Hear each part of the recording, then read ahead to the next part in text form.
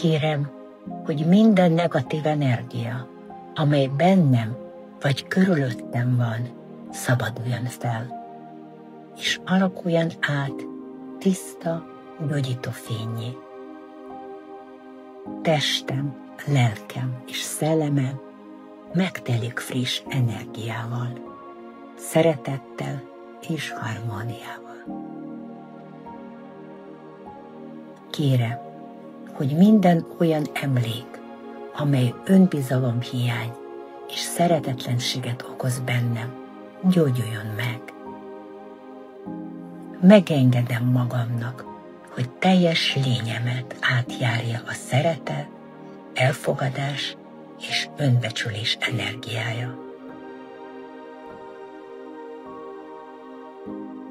Kérem, hogy minden ismert és ismeretlen akadály, fájdalom és félelem, amely eddig megkötött, törlődjön és gyógyuljon meg.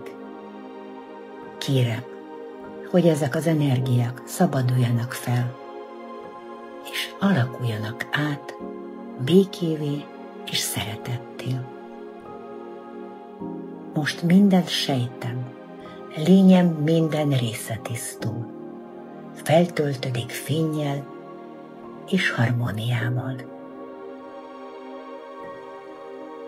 Kérem, hogy minden tudatalatti program, amely akadályozza a boldogságomat, sikeremet vagy szeretetemet, most törlődjön.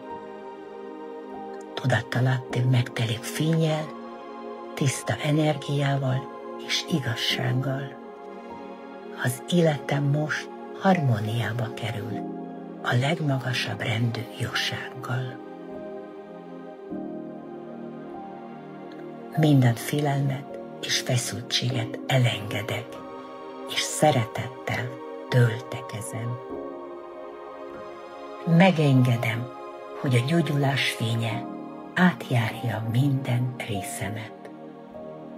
A múlt minden terhet most elengedem, és helyette szeretettel és békével töltödöm fel.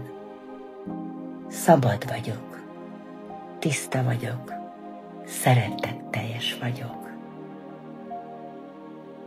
Egészségedre!